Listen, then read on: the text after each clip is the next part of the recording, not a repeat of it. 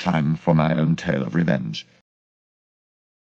It was either here or over on r/malicious compliance that I saw a post that reminded me of this tale, which happened quite some time ago now. Apologies in advance for the long read.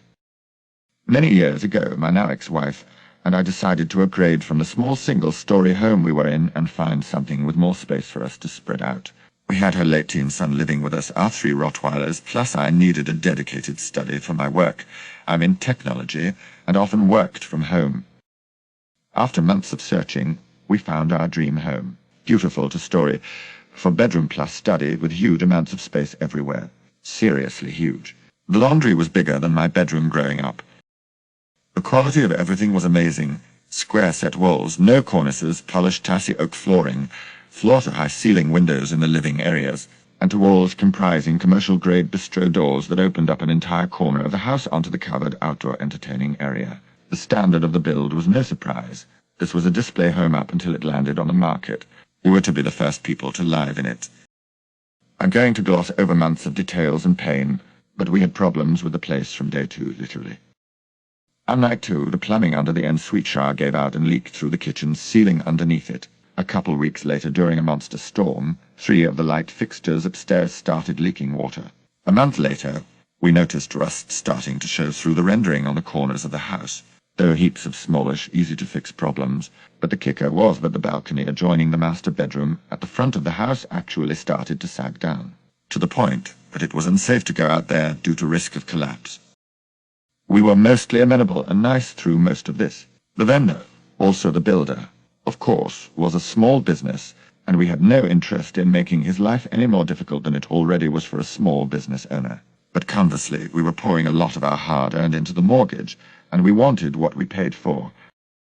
But for his own reasons, the builder just kept making it difficult to get things fixed. There was a seemingly endless list of excuses for not turning up at agreed times, a non-stop torrent of blame directed at his subcontractors, and just plain shitty behavior, like dodging our calls and not responding to our emails. Of course, we started proceedings with our state's Consumer Affairs Department. After all, we were entitled to a statutory 7-year warranty on a new home. But that process takes time throughout which we were forced to endure issues like water leaks, a dangerous balcony we couldn't use, and a whole host of other issues that meant we weren't enjoying our home. There shouldn't have been any dispute about his responsibility to fix these problems. He just chose to be a dick about it and make us go through the government process, presumably thinking we would give up before he was forced to do anything. At around the same time, we started getting the occasional knock at the door, only to open it and find a couple standing there with a brochure in their hands and our house pictured on the front. The first few of these conversations ended with us politely explaining that this was no longer a display house, it was our home. Without exception, they all apologized profusely and went away. After a month or so of this, I started to wonder, how was it that people still thought our house was a display home? I went looking, and discovered that the builder's website still had our address listed for display. Despite repeated calls and emails, they steadfastly refused to remove our address from their website. This irritated the shit out of me. These people would often come knocking on weekends, because that's when people go house shopping, right? But our pleas for the builder to update his site simply fell on deaf ears. Enough was enough. An idea had formed. Did I mention I was in technology? First thing I did was scrape their website, and set about the task of creating my own version of it using their exact look and feel. I highlighted every single problem we'd found with the place. Every glamour shot was replaced with shots of the exact same feature, but showing the problems we had. Rust showing through the rendering, water leaking from the light fixtures, close-ups of the sagging balcony, etc. You get the idea. By the time I was done, I had what I felt was the perfect alternate version of their site. One that highlighted every single defect in the home, as well as calling out all the problems we had in dealing with the builder.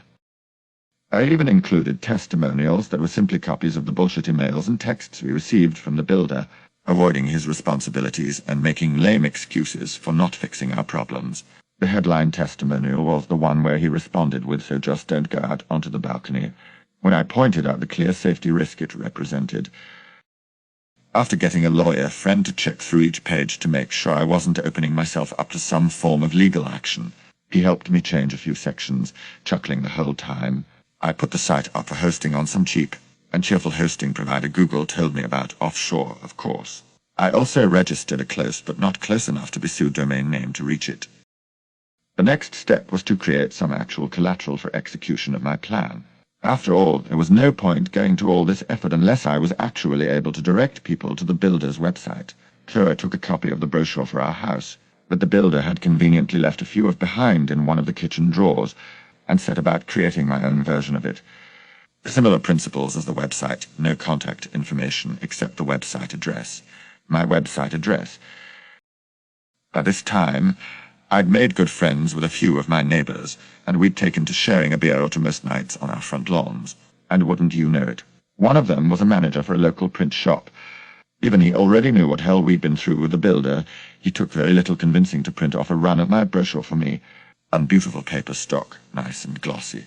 Professional. I think it cost me half a dozen beers. But then came the final step in my plan. I waited for eager couples to turn up on my doorstep. I was wide open in wonder at the beauty of the home they were going to pay the builder for their very own copy of. For the next 6 months or so, whenever one of these couples would turn up and knock on my door and explain their purpose, I'd let them know that this model home was selling so quickly that the builder had asked if I could hand out his updated brochure, so potential buyers could go online and look up whatever the current display home address was.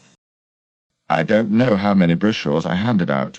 Of the 100 my neighbor printed for me, I probably only had 2 or 3 dozen left, but I know I also handed a bunch out to mates so they could have a laugh. I'd estimate close to 40 prospective buyers got a copy of my brochure, and I reckon at least 15 to 20 of those came back to thank me for warning them. A few of them had already signed conditional contracts, and managed to get out of them one way or another. I don't know what happened to that builder in the end. I split up with the missus not too long after, and she sold the place not too long after that. At the time of writing this, the builder's website is gone. The domain still appears to be registered in the company's name, and their state business registration still appears to be active. As best I can tell, he's no longer at the last known address for the company, and I can't find any mention of the company online that isn't at least 6 years old. Hopefully the fucker is out of business now, and hopefully the few dozen people I helped sidestep the pain of dealing with him were the beginning of the end of his shitty little enterprise. If you stayed this long, thanks for reading. Cheers. Edit. Dog tax.